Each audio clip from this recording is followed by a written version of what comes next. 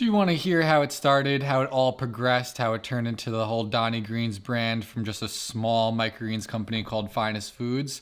This is definitely the video to watch. It's about 50 minutes long. It's an interview between me and Bootstrap Farmer Team.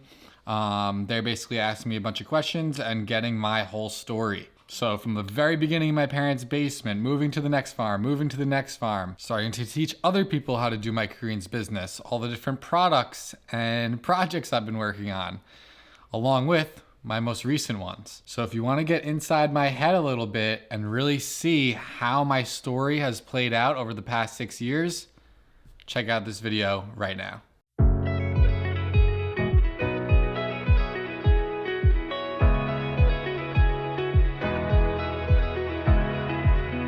Morning. Morning. All right. Hello, folks. This is Nick. I'm here with Randy Cummings, Dee Russo, Don DeLille, Donny Greens, New York's finest food. How many other names can we get for you? No, that's it. Those are the important ones. Okay, good deal.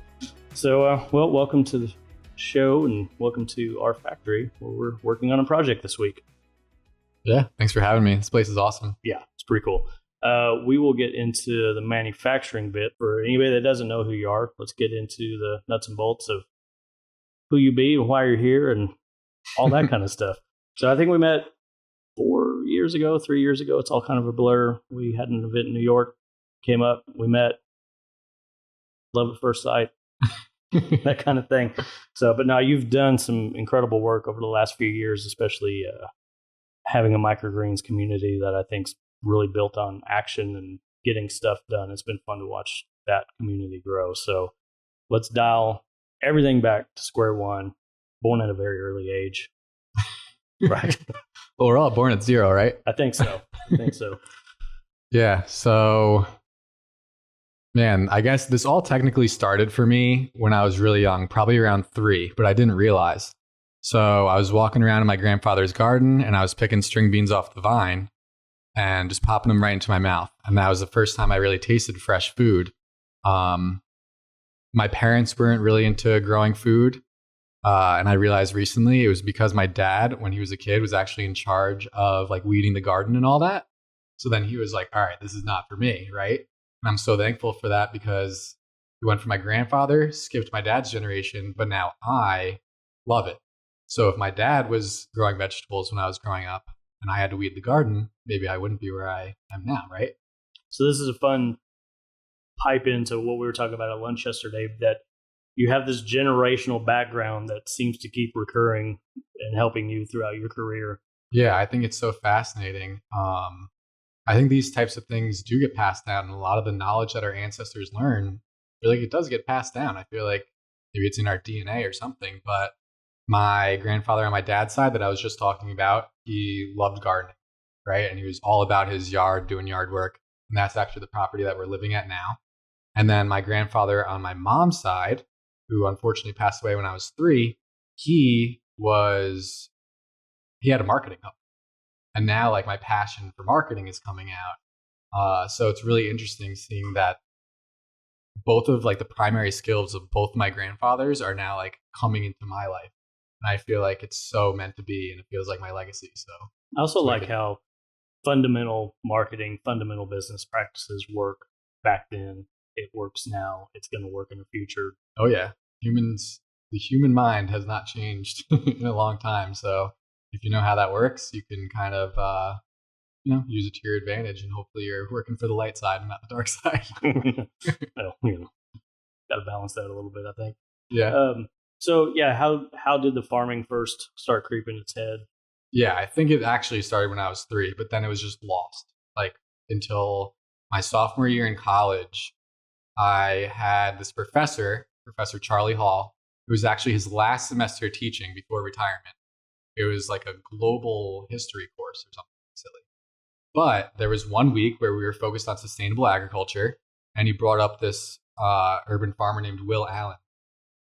And he's from Milwaukee, and I just loved the way he was doing farming. Like, he was a professional athlete with a passion for agriculture, and his dream was to take something like a basketball court where it wasn't land or anything like that and create a sustainable urban farm on a piece of land like that. And he did it. He accomplished it. And his farm, what I really loved about it, it was sustainable and everything worked together. So he had the aquaponics going where the waste from the fish was fertilizing the crops. He had the bees, so you can get the honey, but the bees were also pollinating. So I just loved how everything was organic, everything worked together, and it was pretty much a closed loop system. So I thought that was extremely fascinating. And at the time, there really wasn't any agriculture at my school, which is SUNY ESF, Environmental Science and Forestry. Basically, the year after I left, they started implementing some agriculture courses and stuff like that. But anyways, so that happened. And then during the summers, I was like, all right, I think I'm into agriculture. Let me go work on a farm. So I worked for Thera Farms, which was in Ronkonkoma at the time on Long Island, working for Teddy Bulkus is the owner. So he was a pleasure to work for. And I realized that I actually did like it because now I was working hands-on. I was working with the hydroponic setup that he had in the greenhouse, growing 10,000 heads of lettuce, which I now own. I bought that system from him. And watching, he was really good at growing tomatoes, tons of tomatoes. And it was just really cool watching the plants grow from like this tall to huge and picking the tomatoes after enough time passed. So, all right, I knew I liked agriculture. I liked the hands-on stuff. Graduated college, was working a crappy job, walking into businesses and trying to get them to switch out their lighting for LEDs to save money on electricity bills. That was terrible. I hated that. I wasn't super good at it either. I didn't know anything about marketing and sales back then. That sucked. I saved like $3,000. I had $3,000 in my bank account. I quit. I discovered microgreens because of Nate Dodson, microgreensfarmer.com. The videos started coming out on YouTube like, hey, you can start a business growing microgreens. And I was like, yo, this is it, because I knew I wanted to be a farmer. I always knew I wanted to work for myself. I always had all these crazy ideas. So I was like, all right, what crops am I going to grow? How can I make this work? I don't really have any space, really not much money. So when I saw the microgreen stuff coming on YouTube, I was like, this is it. Quit my job, invested all $3,000 into my business. And 9 months later, I got my money back out and I was net positive, and I was moving into my next farm about a year into the business. So that's how that all transpired. Tray one, where did it? One tray away, where did it start? Oh man. So I remember picking my varieties. I was taught to sell to chefs, right? And very quickly I realized I didn't want to work with chefs.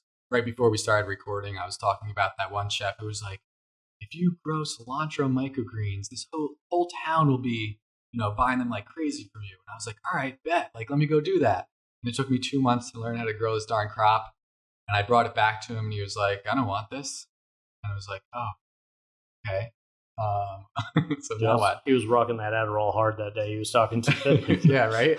So, and the way I even got into learning about microgreens and living foods, it kind of happened from two directions. I had one direction where I was learning this from online, and I found those YouTube videos, and that was specifically on the business side of things. But then my friend Jesse LaPiana, really good friend of mine. He has the best last names for all of your connections. I mean, I love this trend. Leonarduzzi, LaPiana. Yeah. So Jesse, his dad was like a 30-year vegan, like mostly raw, like really into health.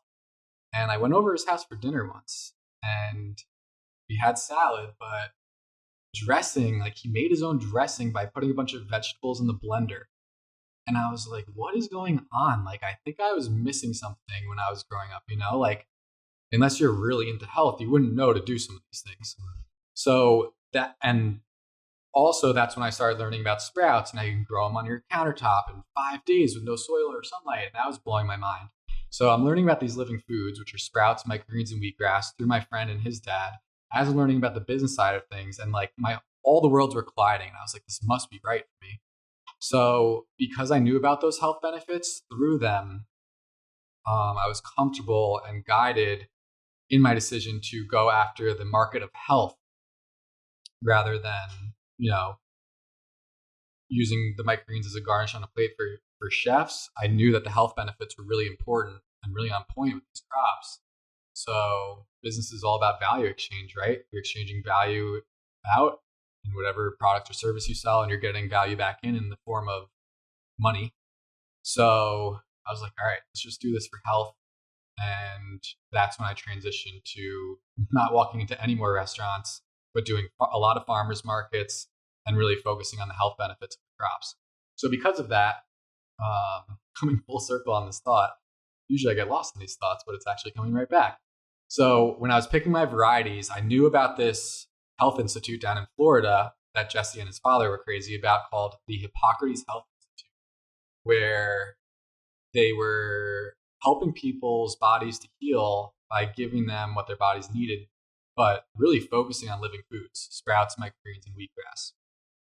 And their two favorite microgreens varieties were peas and sunflowers, like almost exclusively.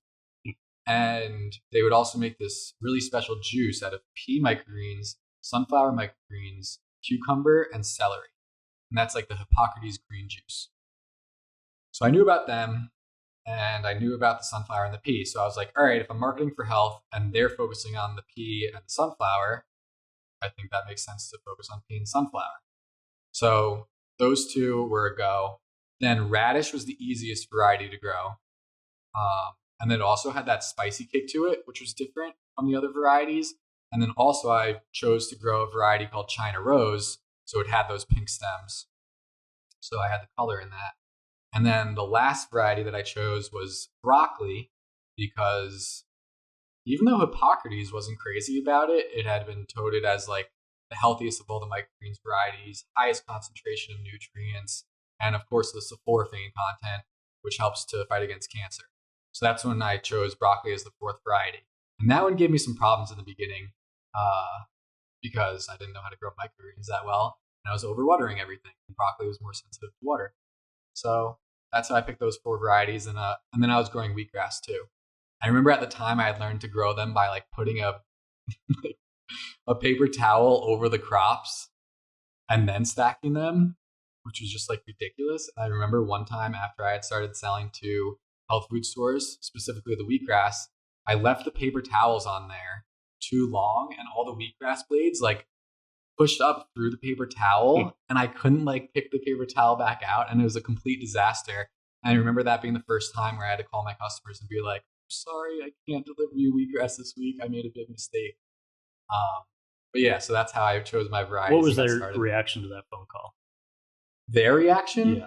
It was like, oh, no problem, dude. I'll just buy it from my old supplier. Like, it's never an issue. We think, and we talked about that before too. My first 3 years of business, I was making myself crazy mentally because I was holding myself to these enormous standards, and like everything was a big deal. And then over time, I don't know if I like kind of realized over time or if my emotions just got burnt out from feeling that way. But now at this point, I feel like it's really a big deal, and it's kind of the sun's going to come up tomorrow, exactly. And you're all going to be okay. And it's so easy to get worked up about every little thing, mainly before you even start. Mm-hmm. And then you quickly find out, well, the stuff I thought was going to be hard becomes easy, and the easy stuff is the actual hardest thing. Yep. I think that brings up a really good point to talk about too, right? So, getting worked up before you even start, when we go back to talking about these classes and seminars, right? There's something to learn no matter what scale you're at, whether you've never dipped your toe in the water before and growing and you're trying to learn something new, or maybe you've got the basics, or maybe you're a pro, and there's always something more you can learn by taking these classes. But I know just in conversations with me and Nick and you and I, we talk a little bit about that factor of sometimes you just also have to get your hands dirty and do it, right? Where you can take classes till the cows come home, but at some point you just got to take that leap of faith and jump in and get some just raw experience under your belt, and it'll be okay. Yeah, absolutely. Action is the most important part. Like, you can have all the knowledge under the sun, right? But if you don't do anything with it, what's the point of having the knowledge in the first place? Yeah, I'm totally with you on that. And I think on one side it's good to worry, like especially if something goes wrong and like you're worrying, it's like you care, right? You care about your business. You can form a backup plan as well. Yeah. And it's like, I think it just shows that people care. But then on the other side, what you were alluding to is people caring too much, like before they've even done anything, and they're just worrying about things that haven't even happened yet. Yeah, that's like, it robs the time to actually fix the problem. I don't want to make a phone call. Maybe I can pick the stuff out, and you're just spinning your wheels when you don't have to, and you can actually get back to the thing of actually fixing the issue, admitting, hey, we made a mistake. This is, we're working through it. I always like to let our customers know when I told you about a couple issues we had with the lunch club. Just, hey, this is what happened. This is what we're going to do about it. Great. But I like that communication. And I feel like if you're going to support local and buy local food, that two-way communication between you and the health store, that's an ongoing situation, that transparency between the both of you. Maybe they have an issue. Like, hey, our refrigerator's messed up. Can you not deliver today? That is that reciprocal thing of understanding and not hinging your entire business on one client either. That's such solid advice to only grow a certain amount of varieties. I was growing so many different kinds of varieties. I was almost like a short order cook when it came to microgreens. Like, what do you want this week? I'll plant it. And that just puts so much pressure on you. Like, this has to, where if you set it up from the beginning that, these are the varieties I grow. This is my schedule. This is my well-oiled machine. Like, that's just so important. To Donnie's point, if you have that many crops going on, one needs more water, one needs less water. We're trying to cram this all in one singular system with one singular reservoir. Hey, maybe an issue. Yep. And then I was also thinking, you just circling back to, you had that experience with your grandfather and the garden. And I think YouTube is so important for this, for us now, because a lot of people miss that generational garden. They didn't get that. And so to almost have someone to watch and, experience with that way has really been a nice bridge for people who really lacked that.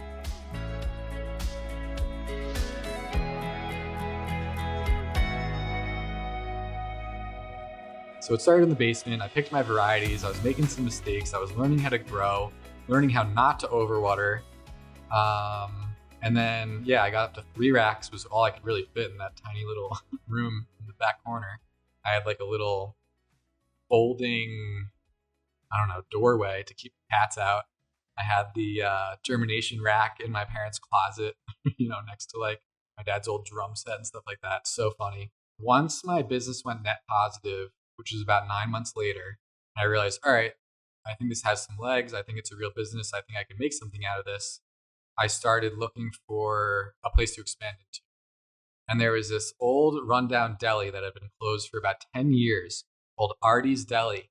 And it was a legendary deli because you're not allowed to have like a commercial business literally in a neighborhood. It was in a neighborhood that had been grandfathered in from Artie's father. And actually had played an instrumental role during the Great Depression because people in that community they didn't really have access to a lot of stuff. But the guys who were running that deli were commuting back and forth from the city. So they're going into the city, grabbing a bunch of stuff, bringing it back to Long Island, and then putting it up on shelves in Delhi so people could have access. I heard that story once. I thought it was really cool. So anyways, this deli was open when we were kids. We would skateboard in the parking lot, buy sodas and sandwiches from there. And we were driving by one day, and I was like, oh, Artie's has been shut down for like 10 years. Let me contact Artie and see if I could move in here. So I called him, and he said yes. So I ended up fixing up this place. It was just like filled with trash. And please tell me he was wearing a fedora during all this. I mean, I'm imagining this whole scenario in my head, and I'm loving it. I don't think he was a big fedora guy, but what was funny about Artie and really quirky about him was that he just loved animals and like animal husbandry. So he was doing a lot of illegal stuff behind that building. He had a big field where he had, at one point, he had like 20 small horses running around the backyard back there.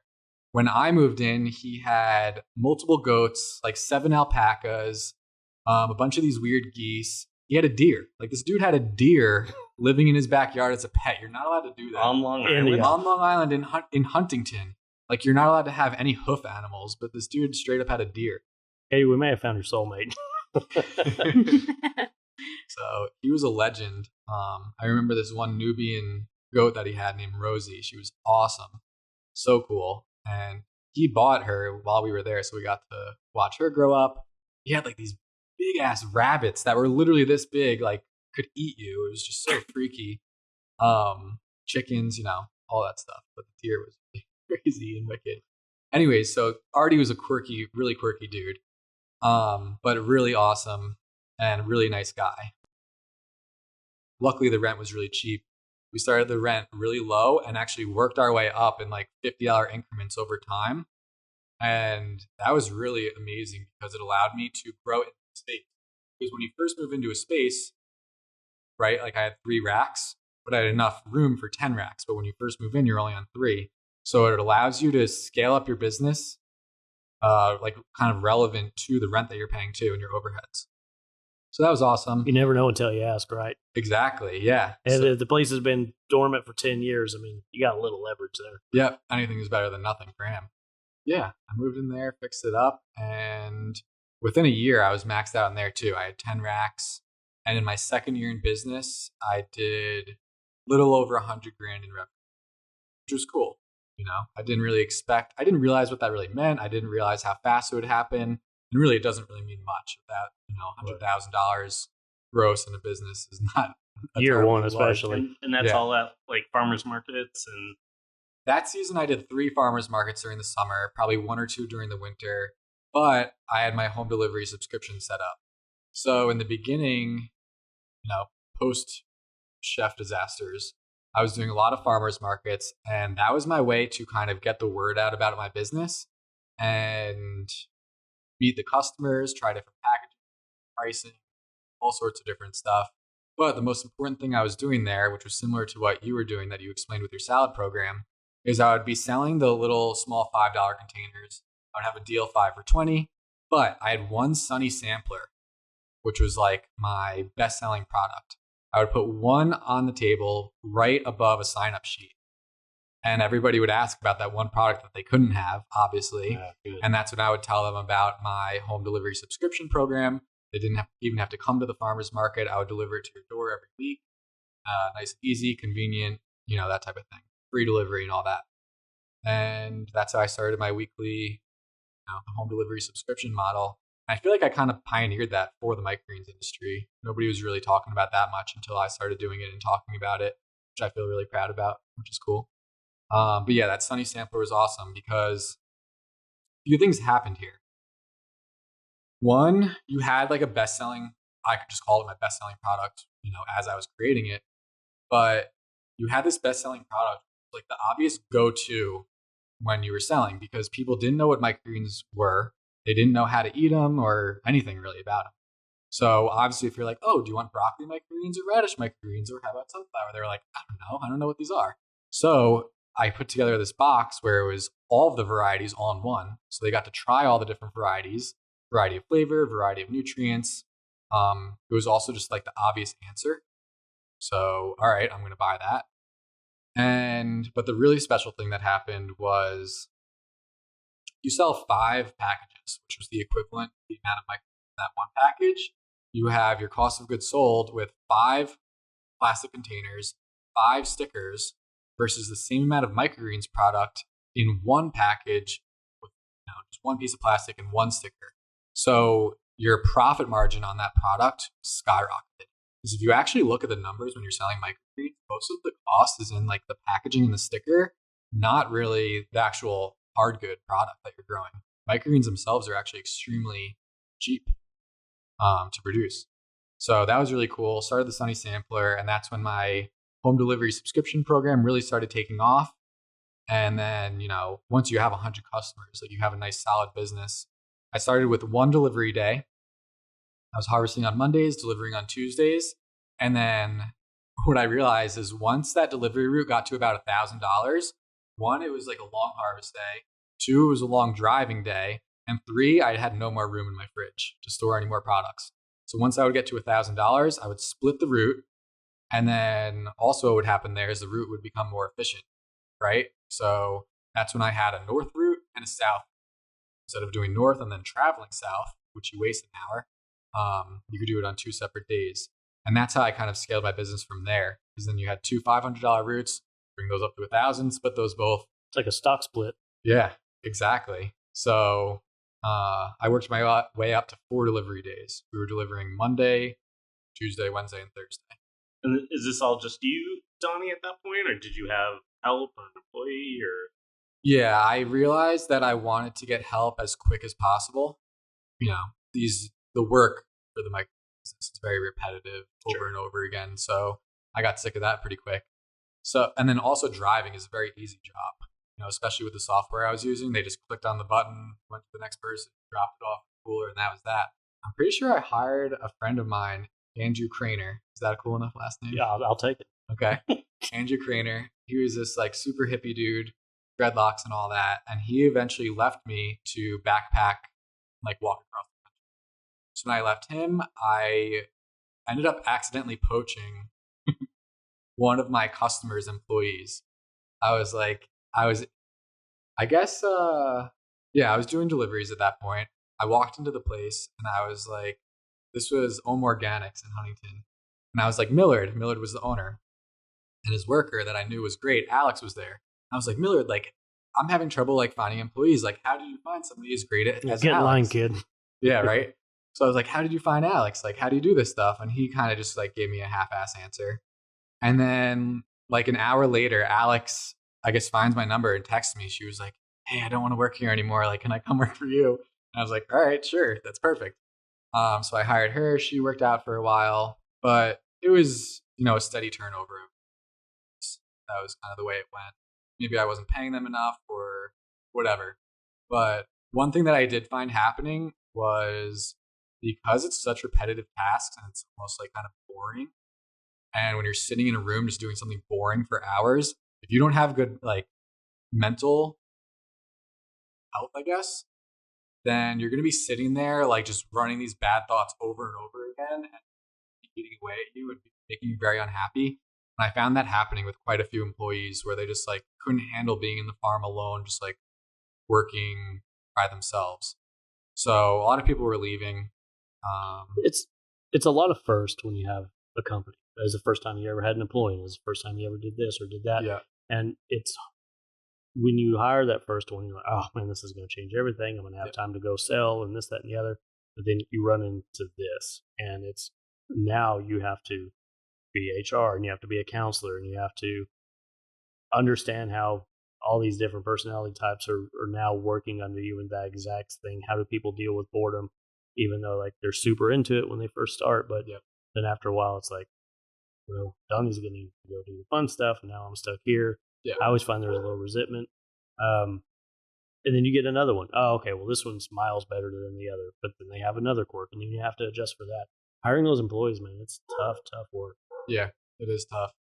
So that was definitely an ongoing challenge. Still is. So now I'm making her run the farm when we start it back up again. We did swing the camera around. They got a silent partner over there. Yeah. But yeah, so that was that. Yeah, so that was the employee situation. I ran through like 10 employees pretty quickly. Yeah, battle. It's part of the job, right? Yep. Sure. It's tough work, and like it's an interesting perspective, right? Running the farm by themselves all day, they might as well be on a space station, you know, for NASA or something, because that's kind of the equivalent, right? Like you're in almost like a lab type setting all day long by yourself. Like, and now your next, you know, operation as you're maybe building your next farm.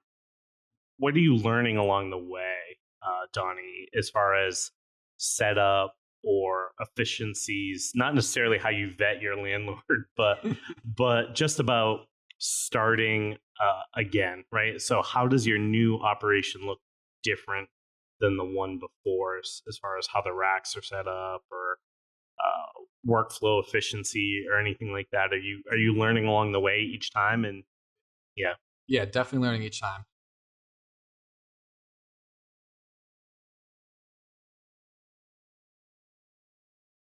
Every time I make a new farm, I just learn more, and it gets more efficient, more streamlined.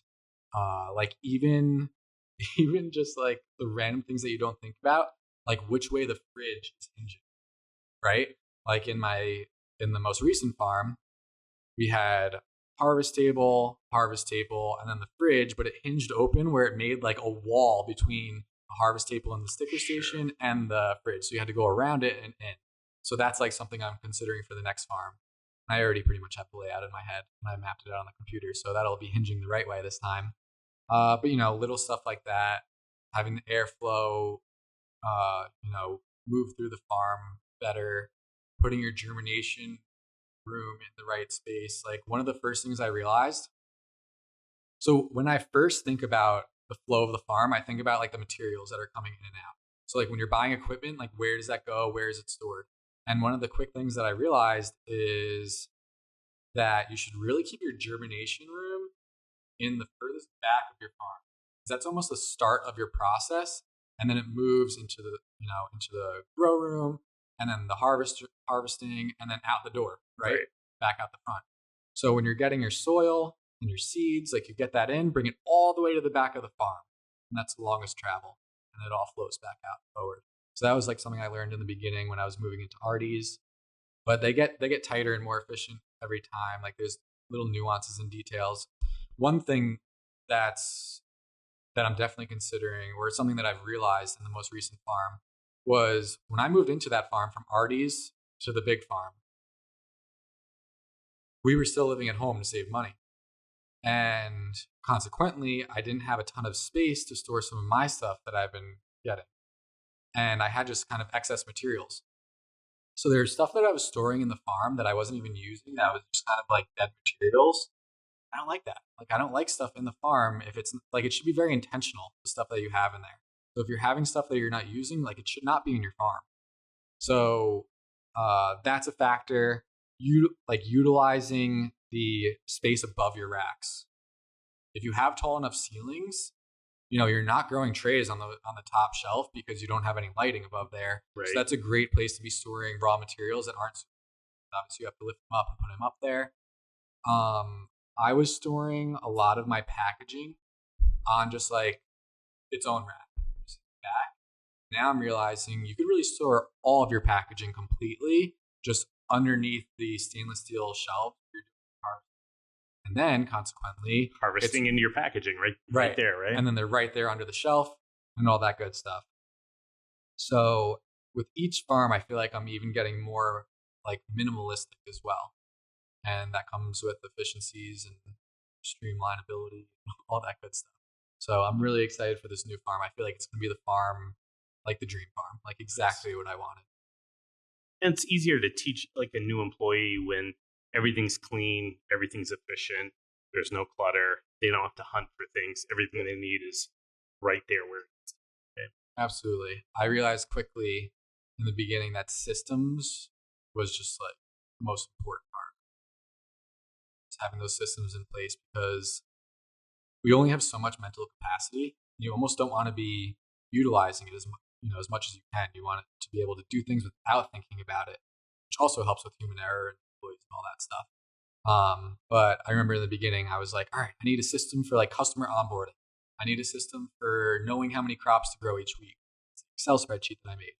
I need a system for billing. I need a system for deliveries. So yeah, systems are so important. Like a lot of farmers these days, there's YouTube aspirations.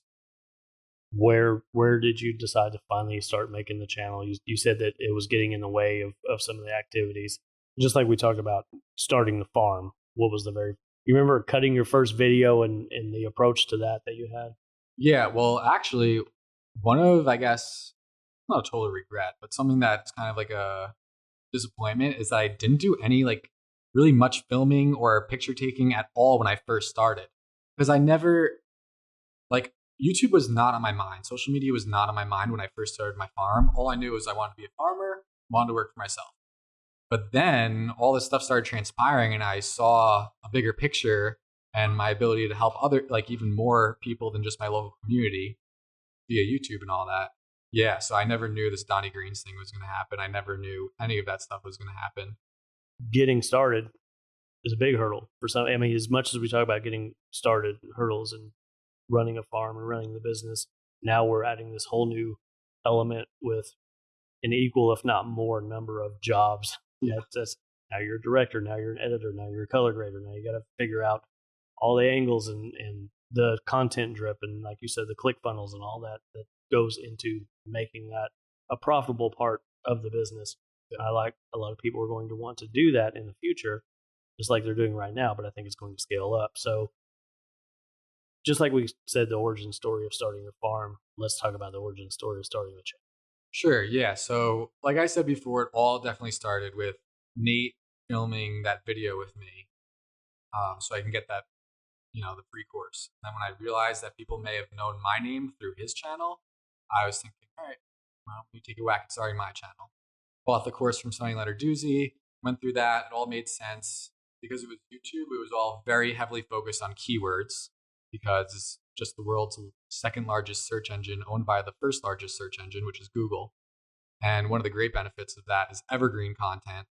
So you don't have to keep on posting every day on YouTube. You can, have a video perform for you for years on end, which is what I'm experiencing now. So after learning the proper information, it was time to execute. So I started executing. I had systems in place, that I learned from Sunny, the whole checklist of everything I do for every single video, all the things to look out for. Just like the amount of work that goes into one YouTube video is extraordinary. Like, people don't realize how much work and how many hours go into it and how much is going on behind the scenes.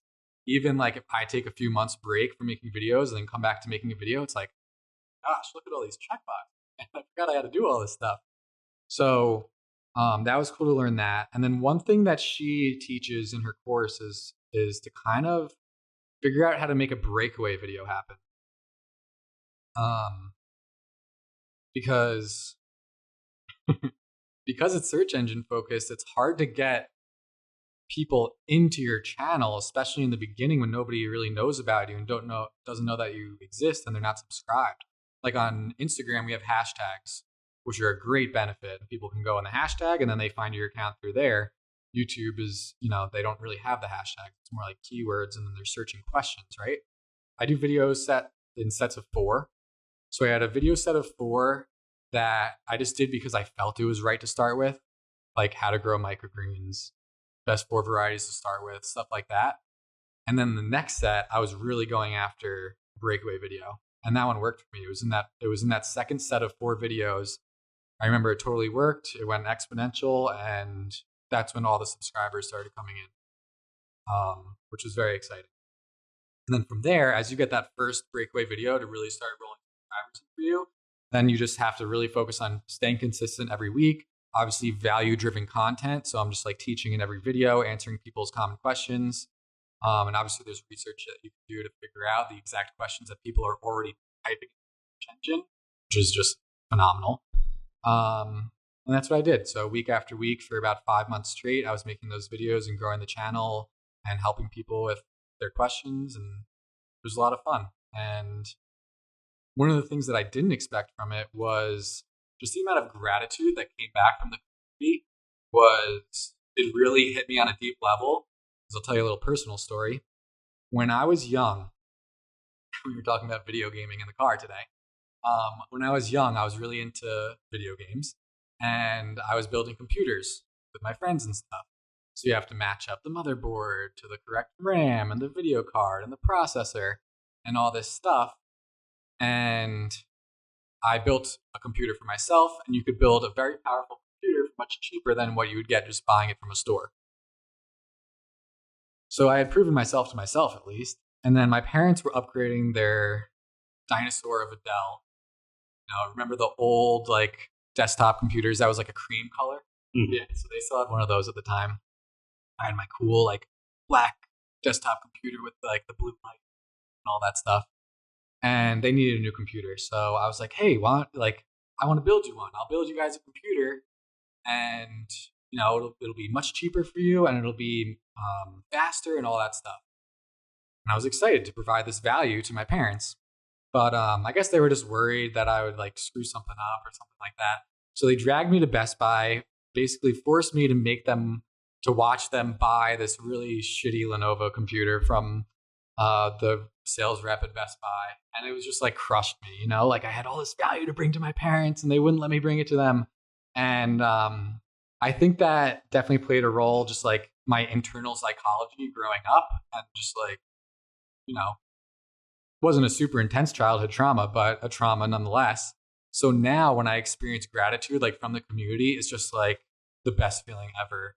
And it makes me want to just create more and give more back and do all that stuff. So that's an interesting little thing that happened for me. And in that, it almost helps me to increase my self-awareness and realize, like, why do I feel this way? It's like, oh yeah. So it's been a really cool ride. I think that one of the coolest parts, just in meeting you finally, you talk about systems. And for me, when I first started, I had no experience. I mean, I was raised on a farm, but it wasn't my thing. And I started growing microgreens, but I feel like I just sowed so much self-doubt in myself. And really, the backbone of all of it is consistency. And you're breaking that down for, the layman, saying it doesn't matter if you have experience in growing. Like, can you master a system? Can you be consistent? You can do this. And I like that aspect of it. It's like the big goals you have in your head or something you can work towards. Shouldn't lead with it, but you're working your way towards it. Yeah, absolutely. I think people get like scared of money. And I think money is such like a weird, touchy topic, but it's so important to get that mindset right, because simply put, like in my opinion, money is just a form of energy, right? And energy, I have a degree in sustainable energy management. Energy is defined by your ability to do work. So even from that aspect of the definition, when you think about money, it truly is just a form of energy. It's the ability to do work, the ability to get stuff done. And what you use it for is up to you. But that really is just the basis of what money is. Now, of course, there's manipulation and inflation and all that crazy stuff. But aside from that, it's just money. And the money mindset that I adopted, that I learned actually from Grant Cardone, in his little millionaire booklet, was I need to make as much money as humanly possible, because the more money I make, the more people that I can help. Because money is just a form of energy. It's the ability to do work. So I think if farmers did a better job of applying the better pricing to their stuff and getting what it's truly worth, in turn, the customers appreciate it even more, because that dollar exchange, if I'm putting pride in what I'm doing and I'm charging appropriately for it, and somebody goes, it's a little bit more than I thought it would be, but man, this is awesome. It's almost one of those things where it's appreciated more and valued more on the back end. yeah, absolutely. That's why it's a terrible idea to give away full-on courses for free, because perceived value of it is nothing. And oftentimes the students don't even go through because they didn't have to put anything in to get back out. But yeah, I think people, especially like lately, people are willing to pay more for something that's higher quality and something that they can actually support. Something that's not Amazon, Right. It's part of having a farm in today economy and environment is this diversified income stream. So you have been able to find different ways to have diversified income off farm through the content. Walk us through some of those channels. Yeah, so it's almost exclusively coming from YouTube. At least the traffic side of things is pretty much exclusively from YouTube. So I have those links in the description of my YouTube videos. Most of them are affiliate links. So, and what's great about affiliate links, for those of you who don't know what affiliate marketing is, it's basically like you're talking about a product or recommending a product or teaching about a product, and then you're providing a link to somebody to get very quick, easy access to that product. And when they click on the link and end up buying something, you get a kickback as an affiliate marketer. And that works for the company that you're selling for, because they don't have to spend any money on ad spend. So their marketing cost to get that sale is nothing. So that's amazing. It works for the consumer of that product because they're not paying any more. They just learned more about the product than they could have by simply just buying the product. And they found the product very quickly because you're providing the link. So they didn't have to spend all this time researching and clicking around. Fine. And then it works really well for the affiliate marketer as well, because they get a really great way to make content. And then because they're creating that content and providing that value, they get a kickback. And it's not costing the customer any more money. Right. But, so it's no downfall to them. They were just hooked up with education, and then the affiliate marketer gets a kickback. And from our side of things, from the manufacturer side of things, who you're one of our affiliates, people, 10 times a day, I want to collab, I want to do this. Come out cold. We've never heard of these people, and they're just sending an email, right? It's like, we don't know what to do with this person. We don't know them. We don't met them. Sometimes I got 1 subscriber. Sometimes I got 100,000 subscribers. Do we like them? Do we not like them? We can't go through every single one of these. So the quickest way for us to figure out, hey, is this somebody we want to work with in the future, is we have this affiliate marketing program. Do the work. You'll get paid. And then if it goes well, we know that this, we can pay a little bit more attention. We don't work with anybody cold. It's like we're watching a bunch of folks right now that we haven't reached out to because we're just checking it out. Because that first impressions are great, but long term, are you stable, kind of thing? Do we like your messaging? Are you our kind of people? That kind of thing. Consistency, right? So in your case, you came to me a long time ago. It's like, hey, can we do something like this? And at the time, I remember very clear. I told you because I did want to work with you because we had met. We had a little bit of history. It was like whatever was going on in the company at that particular was like the worst day ever to ask. And I said, ask me this in 6 months. Yep. And we kind of worked through it. But you're a top affiliate for us, like bar none. Most people combined, you're our number 1 affiliate. Oh yeah. So, but that's because you've put in the time. You've done it right. All the things we talked about today of you have never straight up asked us for anything. Now, we've certainly gave you products, so you had something to talk about, but we've also asked you to hey, check this out for us in the field.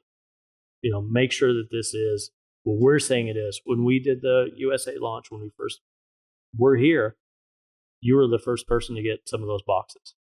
Put this through the paces for us, however you're using it.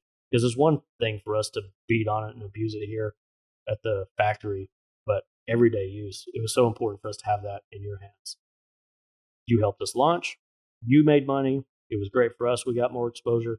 It's that back and forth that works out so well without just being like, hey, we got this farm channel. You've never heard of us. Can you send us $1,000? Absolutely. It would go broke if we did that every time somebody asked. So from our standpoint, the affiliate marketing, it's a great way for us to build relationships long-term, good way to vet people and see what's up. Yeah, absolutely. And from the affiliate marketer side, you have to be testing your products and you have to be loving the products that you're representing. Because if you're telling somebody to buy something that's complete garbage, that's going to be reflected on you and your brand. Right. So, and that's, and from my standpoint, having a company like Bootstrap Farmer, where everybody on the team is dope as hell and the products are also amazing, it's just the best thing ever. Because then you could almost attach yourself to this company and now you're just homies and you get to help each other. Right. So it's an amazing thing. And I'm extremely grateful for all of you guys. Well, it's been great working with you. That's the thing. It's so easy to work with somebody that understands. I love having people here to the factory just so you can see all of the shit that happens and how it's not easy.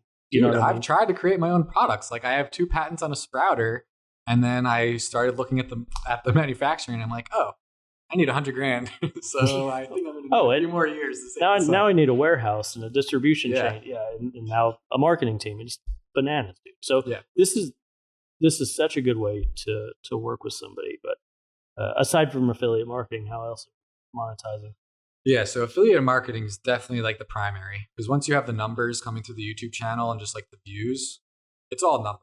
But then I did create a product of my own. It's not necessarily a course, but I teamed up with Dave from Microacres up in Canada, who's an awesome dude. He's a shark. He has experience in hospitality in the restaurant industry, and he created an amazing microgreens business, grew it very quickly, and he has a pretty big business at this point. And he just keeps on expanding. You're the second person this month to mention his stuff on this podcast. Oh, yeah? Yeah. Yeah, Dave's a great dude. So we teamed up and we created a product called the Microgreens Mentors. So we get together once a month we record an hour-long video of us diving deep onto a topic, which is really cool, this product, because we have Dave, who's up in Canada. I'm here in the United States. I have a smaller type of business. He has a bigger type of business. He services mainly restaurants and for like the culinary side of things. And I'm on the health side of things, direct to consumer. So we have just a really perfect mix of stuff going on. We're both on the same page with a lot of different like growing methods and one light per shelf and using sun blasters, not shop lights, stuff like that. So we were getting along really well and we were making these cool episodes. So it's one episode a month, $100 a year, which is also very cheap.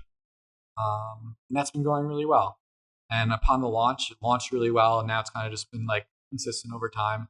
And now into the future, as I learn all the ClickFunnels stuff and proper marketing and all this amazing marketing stuff that I'm learning that I'm super into, I want to start creating my own products, which is also part of why I'm here. We're creating a little collaboration product, me, Bootstrap Farmer, True Leaf Market, and it's going to be a really awesome product where the goal, not to give too much away here, but I would say the goal is really just to help people get started growing. Because I feel like that's a big factor that we've talked about is like taking that hurdle to actually like get started. Like I have people asking me like in-depth questions that would seem like they're very much up and running, but they haven't even grown a tray yet.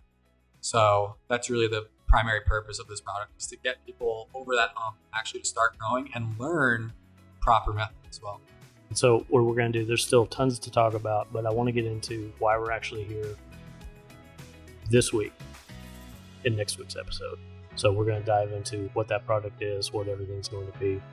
Thanks for making the trip down here. We're going to have a fun week, and there'll be a lot more coming out. Thanks for having me. Next week. Thanks for coming. Katie. Randy. You guys, we're doing a podcast. We're doing a Are you wanting some of my candy stash? Is that what this is? Can we get another Red Bull over here?